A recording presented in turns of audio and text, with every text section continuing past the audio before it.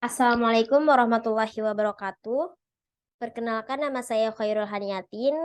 Saya dari kelas Farmasi 21A Universitas Buana Perjuangan Karawang. Yang saya hormati Ibu Apoteker Lina Aliani Mardiana M.Farm selaku dosen pengampu mata kuliah Pharmaceutical Care. Di sini saya akan mempresentasikan jurnal karya ilmiah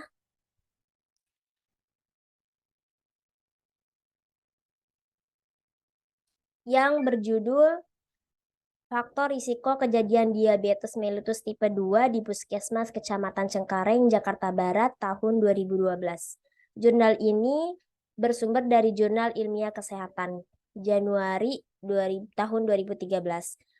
Untuk penulisnya yaitu Sarah Kurnia Trisnawati Soedijono Setiorogo.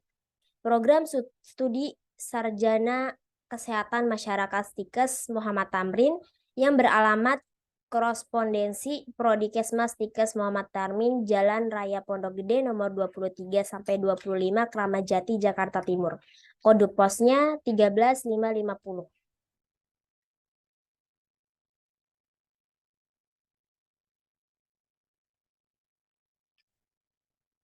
Abstrak. Diabetes mellitus (DM) merupakan salah satu kesehatan yang besar. Data dari studi global menunjukkan bahwa jumlah penderita diabetes mellitus pada tahun 2011 telah mencapai 366 juta orang di dunia pada tahun 2011. Di Provinsi DKI Jakarta, Kota Madia, Jakarta Barat merupakan salah satu kota dengan angka prevalensi DM yang tinggi, yaitu 1,9%. Balitbangkes tahun 2008.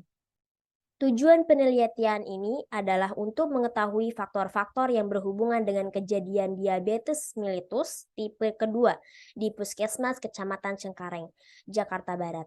Penelitian ini menggunakan pendekatan kuantitatif dengan desain cross-sectional. Sampel penelitian ini sebanyak 50 responden pasien DM yang berobat di Puskesmas Kecamatan Cengkareng.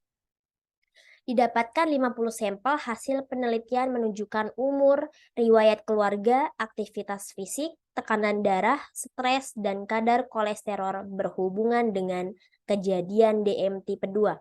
Variabel yang sangat memiliki hubungan dengan kejadian DM tipe kedua adalah indeks massa tubuh P 0,06, OR 0,14 berbanding 95%, CI 0,037 sampai 0,5024.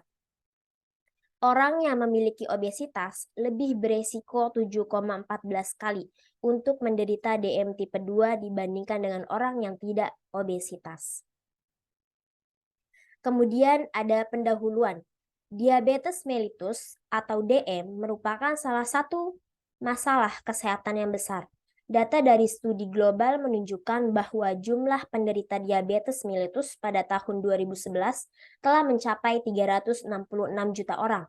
Jika tidak ada tindakan yang dilakukan, jumlah ini diperkirakan akan meningkat menjadi 552 juta pada tahun 2030.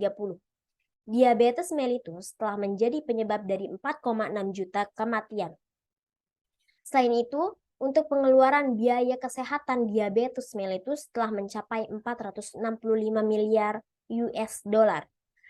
International Diabetes Federation atau IDF memperkirakan bahwa sebanyak 183 juta orang tidak menyadari bahwa mereka mengidap DM. Sebesar 80% orang dengan DM tinggal di negara berpenghasilan rendah dan menengah. Pada tahun 2006, terdapat lebih dari 50 juta orang yang menderita DM di Asia Tenggara. Jumlah penderita DM terbesar berusia antara 40 sampai 59 tahun. Kemudian ada beberapa jenis diabetes mellitus, yaitu diabetes mellitus tipe 1, DM tipe 2, DM mellitus tipe gestasional, dan DM mellitus tipe lainnya. Jenis diabetes mellitus yang paling banyak diderita adalah diabetes mellitus tipe kedua. DM tipe 2 adalah penyakit gangguan metabolik yang ditandai oleh kenaikan gula darah akibat penurunan sekresi insulin oleh sel beta pankreas atau gangguan fungsi insulin. Itu menurut Departemen Kesehatan tahun 2005. Diabetes mellitus biasa disebut dengan the silent killer karena penyakit ini dapat mengenai semua organ tubuh dan menimbulkan berbagai macam keluhan. Penyakit yang akan ditimbulkan antara lain gangguan penglihatan mata.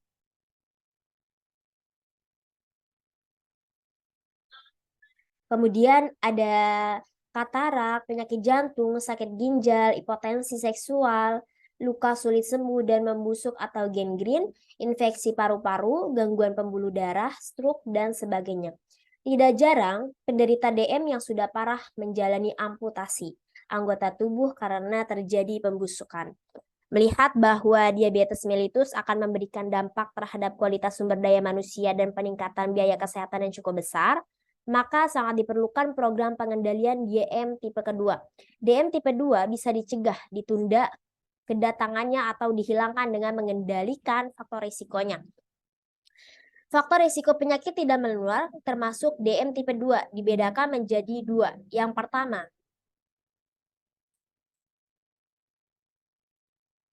adalah faktor risiko yang tidak dapat berubah, misalnya jenis kelamin, kemudian umur, dan faktor genetik.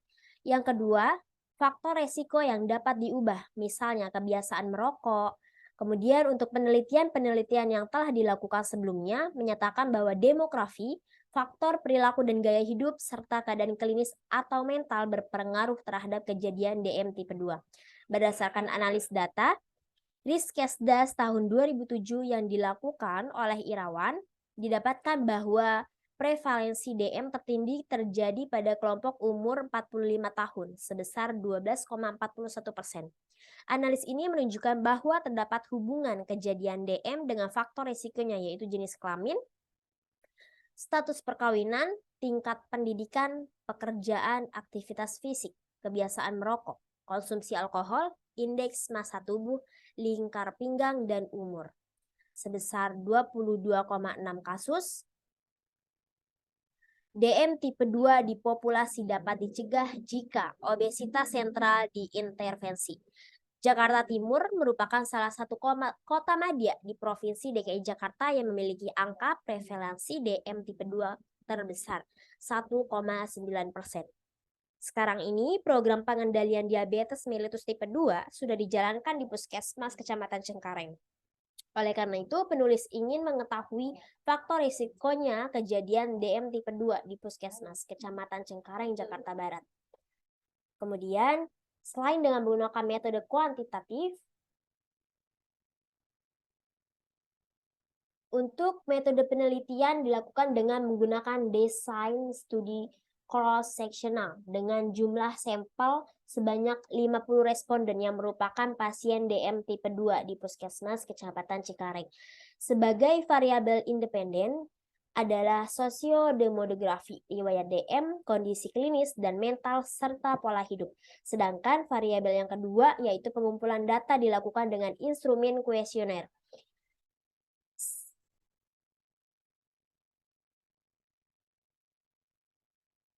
Selain dengan menggunakan metode kuantitatif, pendekatan kualitatif juga dilakukan dengan melakukan wawancara kepada dokter, perawat, ataupun staf pada Poli PTM Puskesmas Cengkareng. Penelitian ini dilakukan di Puskesmas Kecamatan Cengkareng untuk mengetahui sosiodemografi, riwayat DM, kondisi klinis, dan mental pola hidup yang berhubungan dengan kejadian penyakit DM yang memiliki tipe kedua di Puskesmas Kecamatan Cengkareng, Jakarta Barat yang dilakukan selama 1 bulan pada bulan Desember. Kemudian, untuk hasil penelitian menggunakan metode kuantitatif dengan cara menyebarkan kuesioner ke 50 responden untuk melihat hubungan sosiodemografi, riwayat kesehatan, pola hidup, kondisi klinis, dan mental sebagai faktor risiko kejadian penyakit diabetes mellitus tipe 2.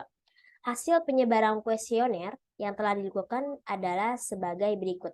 Tabel yang pertama yaitu analisis bivariat faktor-faktor yang berhubungan dengan diabetes mellitus tipe 2 di Puskesmas Kecamatan Cengkareng.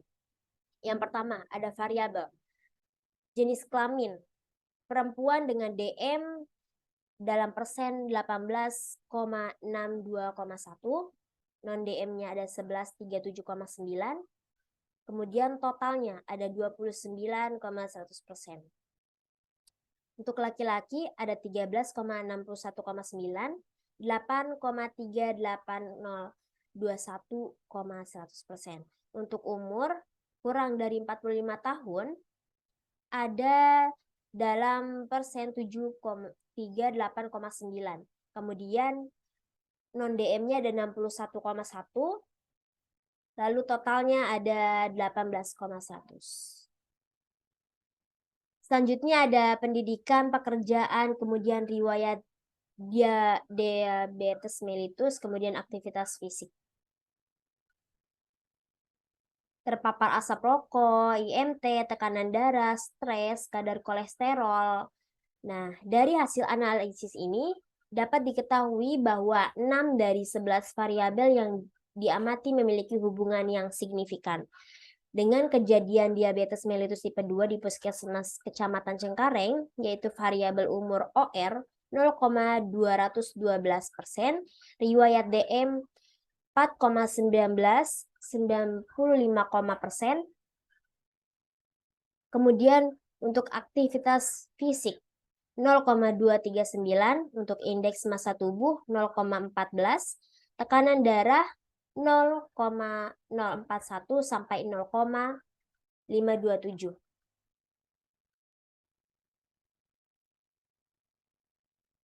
Berdasarkan pembahasan, analisis antara jenis kelamin dengan kejadian DM tipe 2, prevalensi kejadian DM tipe 2 pada wanita lebih tinggi daripada laki-laki. Wanita lebih berisiko mengidap diabetes karena secara fisik wanita memiliki peluang peningkatan indeks massa tubuh yang lebih besar. Sindroma siklus bulanan pasca menopause yang membuat distribusi lemak tubuh menjadi mudah terakumulasi akibat proses hormonal tersebut, sehingga wanita beresiko menderita diabetes mellitus tipe kedua. Lalu ada penelitian antara umur dengan kejadian diabetes mellitus menunjukkan adanya hubungan yang signifikan. Kelompok umur kurang dari 45 tahun merupakan kelompok yang kurang beresiko menderita DM tipe kedua. Kemudian, resiko pada kelompok ini 72% lebih dari dibanding kelompok umur yang lebih dari 45 tahun. Penelitian ini juga menemukan bahwa ada hubungan yang signifikan antara umur dan kejadian diabetes mellitus. Selain itu, studi yang dilakukan juga menemukan bahwa kelompok umur yang paling banyak menderita diabetes adalah kelompok umur 45 sampai 52. Peningkatan diabetes, resiko diabetes sering dengan umur, khususnya pada usia lebih dari 40 tahun, disebabkan karena pada usia tersebut mulai terjadi peningkatan intoleransi glukosa. Adanya proses penuaan menyebabkan berkurangnya kemampuan sel B, pankreas, dalam memproduksi insulin. Selain itu, pada individu yang berusia lebih tua, terdapat penurunan aktivitas mitokondria dari sel-sel otot sebesar 35%. Hal ini berhubungan dengan peningkatan kadar lemak di otot sekitar 30% dan memicu terjadinya resistansi insulin. Tingkat pendidikan memiliki pengaruh terhadap kejadian penyakit diabetes mellitus tipe 2.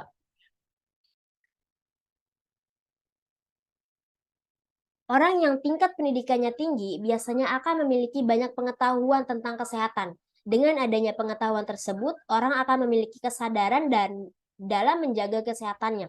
Pendidikan sebagai responden adalah tamat SD. Dalam analisis variabel, pendidikan dibuat menjadi dua kategori, yaitu rendah dan tinggi. Pendidikan rendah yaitu bila responden berpendidikan antara tidak pernah sekolah sampai tamat SMP. Sementara itu, pendidikan tinggi yaitu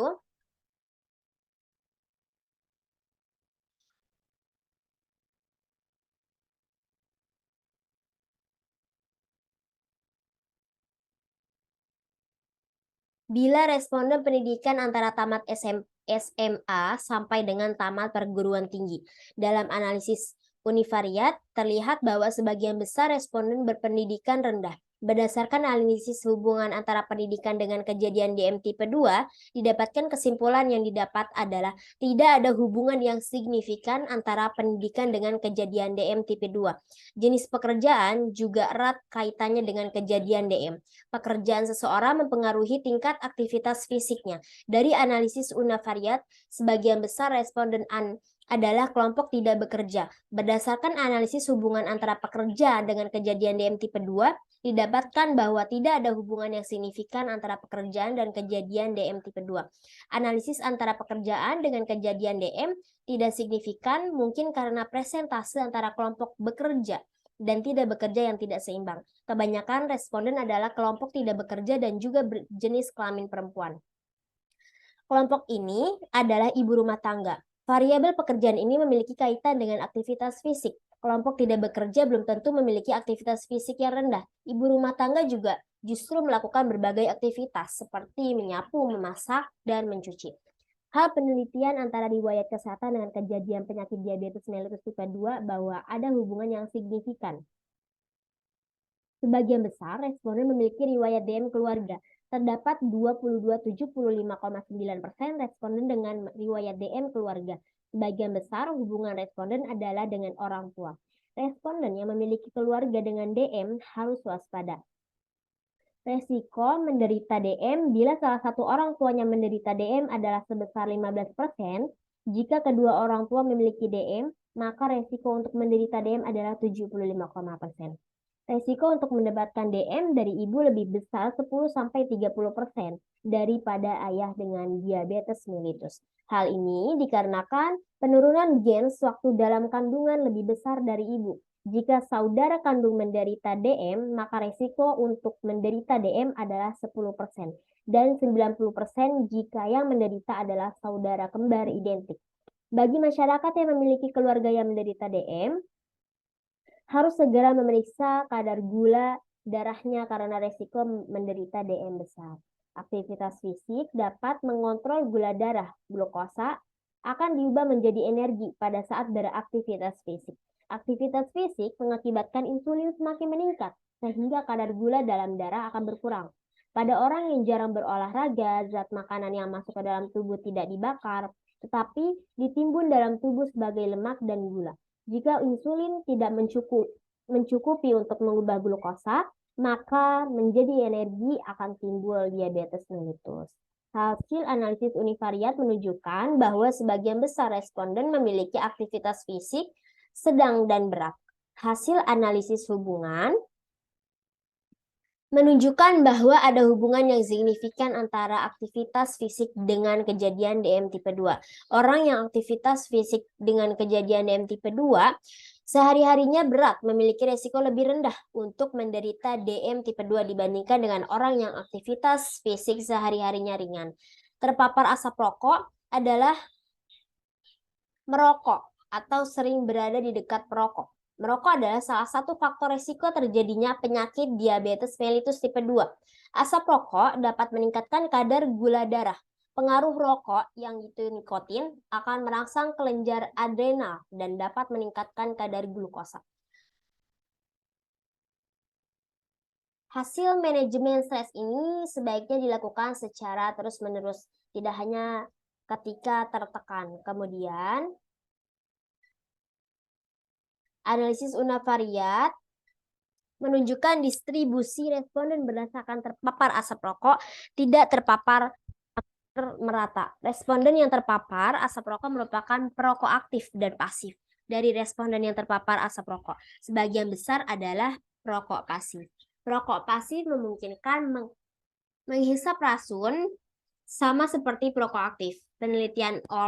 Penelitian oleh Houston mendapatkan bahwa perokok aktif memiliki resiko 76% lebih tinggi untuk terserang diabetes mellitus tipe 2 dibanding dengan yang tidak terpapar asap rokok dengan kejadian DM tipe 2. Didapatkan bahwa tidak ada hubungan yang signifikan antara terpapar asap rokok dengan kejadian DM tipe 2. Indeks massa tubuh secara bersama-sama dengan variabel mempunyai hubungan yang signifikan dengan diabetes mellitus. Hasil perhitungan OR menunjukkan seseorang yang obesitas mempunyai risiko untuk menderita diabetes. Kelompok dengan risiko diabetes terbesar adalah kelompok obesitas dengan odds 7,14 kali lebih besar dibandingkan dengan kelompok IMT normal. Penelitian menurut Sunjaya menumpahkan bahwa individu yang mengalami obesitas mempunyai risiko 2,7 kali lebih besar untuk terkena diabetes mellitus dibandingkan dengan individu yang tidak mengalami obesitas. Adanya pengaruh indeks massa tubuh terhadap diabetes mellitus ini disebabkan oleh kurangnya aktivitas fisik, serta tingginya konsumsi karbohidrat, protein, dan lemak yang merupakan faktor risiko dari obesitas. Hal tersebut menyebabkan meningkatnya asam lemak atau free fatty acid, FFA dalam sel. Peningkatan FFA ini akan menurunkan translokasi transporter glukosa ke membran plasma dan menyebabkan terjadinya resistansi insulin pada jaringan otot dan adipose. Ada hubungan yang bermakna antara tekanan darah dengan diabetes mellitus. Hasil penelitian menunjukkan bahwa orang yang terkena hipertensi beresiko lebih besar untuk menderita diabetes dengan odds 6,85 kali lebih besar dibanding orang yang tidak hipertensi. Penelitian besar dibanding orang yang tidak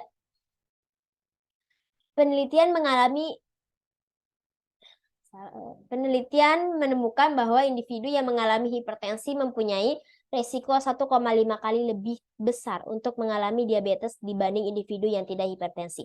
Beberapa literatur mengaitkan hipertensi dengan resistensi insulin. Pengaruh hipertensi terhadap kejadian diabetes mellitus disebabkan oleh penebalan pembuluh darah arteri yang menyebabkan diameter pembuluh darah menjadi menyempit. Hal ini akan menyebabkan proses pengangkutan glukosa dari dalam darah menjadi terganggu. Kemudian, pada variabel stres, hasil analisis univariat menunjukkan bahwa sebagian besar responden mengalami stres dengan jumlah 79,2% dan 46,2% yang tidak mengalami stres. Untuk mengelola stres, sebaiknya mulai melakukan metode dalam mengurangi stres.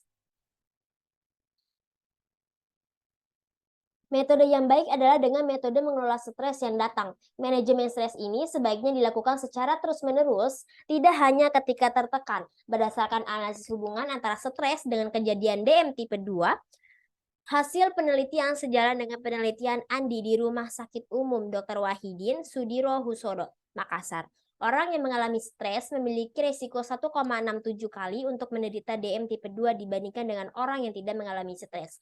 Adanya peningkatan risiko diabetes, maka kondisi stres disebabkan oleh produksi hormon kortisol secara berlebihan saat seseorang mengalami stres. Produksi kortisol yang berlebih akan mengakibatkan sulit tidur, depresi, tekanan darah merosot, yang kemungkinan akan membuat individu tersebut menjadi lemas dan nafsu makan terlebih. Oleh karena itu, ahli nutrisi biologis Shaun Talbot menjelaskan bahwa pada umumnya orang yang mengalami stres panjang akan mempunyai kecenderungan badan berat yang berlebih, yang merupakan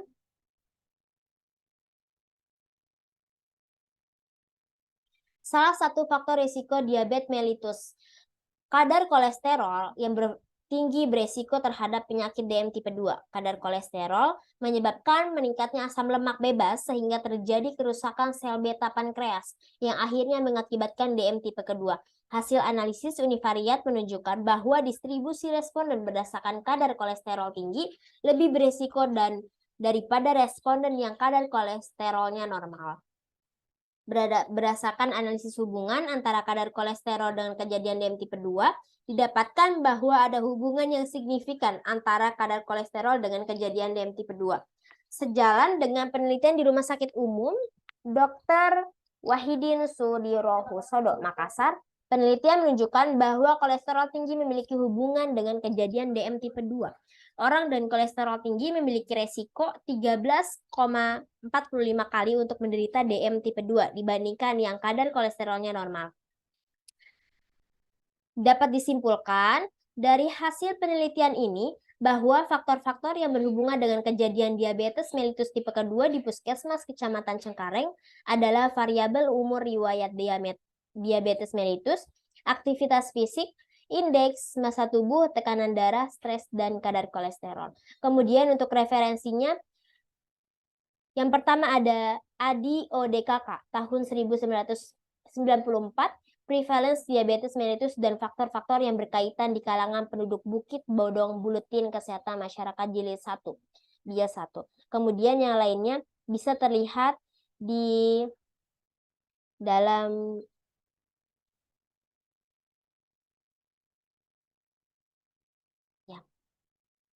Mungkin cukup sekian yang dapat saya presentasikan pada karya jurnal ilmiah yang saya ambil. Saya akhiri. Wabillahi taufiq wal hidayah. Wassalamualaikum warahmatullahi wabarakatuh.